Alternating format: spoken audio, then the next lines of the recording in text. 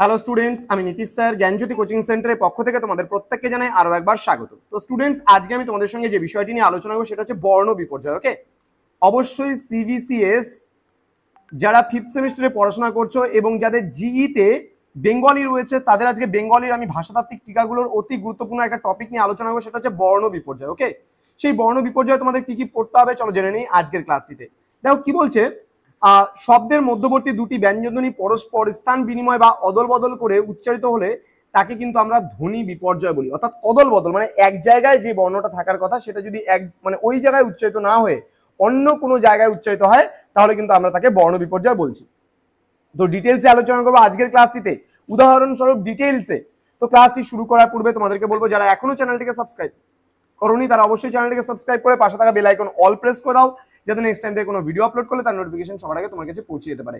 এছাড়া অনলাইনে তোমরা যদি আমাদের ক্লাস জয়েন করতে চাও তাহলে অবশ্যই যোগাযোগ করো আমাদের অফিসিয়াল নাম্বার 7076398606 নম্বরে অথবা 6295916282 নম্বরে। তোমাদের টোটাল কোর্স ফি রয়েছে মাত্র 499 টাকা। এই 499 বিনিময়ে তোমরা পাচ্ছ ডিএসই 1, ডিএসই 2 মেজর আরেকটা পাচ্ছ তোমরা জিই এবং এসএসসি, পুরো 4টা সাবজেক্টের পুরো প্যাকেজ পাচ্ছ মাত্র 499। তো দেরি কিসে, আজই আমাদের নম্বরে কল করো এবং অ্যাডমিশন নিয়ে নাও। এখনো সময় আছে, আগে থেকে যদি অ্যাডমিশনটা নিয়ে নাও তাহলে কিন্তু তোমাদের অনেক উপকার হবে। চলো শুরু করছি পরবর্তী। এবার দেখো কি বলছে, ধ্বনির স্থানান্তর কি কিভাবে অপিনীতি থেকে ধ্বনি বিপর্যয় বা বিপর্যয়ের মাধ্যমে কিন্তু হয়। অর্থাৎ কি বলেছে এখানে, উচ্চারণের সময় মধ্যবর্তী দুটি ব্যঞ্জনধ্বনির স্থান পরিবর্তন করাকেই কিন্তু ধ্বনি বিপর্যয় বলা হয়। অর্থাৎ এখানে কিন্তু কি হচ্ছে, স্থান বিনিময় হচ্ছে। ধ্বনি বিপর্যয় কি হচ্ছে, স্থান বিনিময়।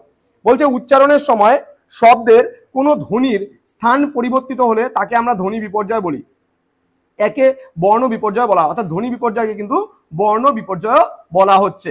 ওকে, নেক্সট আমরা উদাহরণ দেখে নেব। দেখো ধ্বনি বিপর্যয়ের অনেক উদাহরণ রয়েছে, যেমন কি নকশা, এটা হচ্ছে নস্কা। উচ্চারণটা কি হচ্ছে, পরিবর্তন। কটা তালবিস্বয়ের মানে কয়েক জায়গায় তালবিস্ব উচ্চারণ হচ্ছে এবং তালবিস্বের জায়গায় ক উচ্চারণ হচ্ছে। চাকরি বলছে অনেকে চারকি। পিশাচ, পিচাস। রিক্স, রিস্কা। বাতাসা, বাসাতা।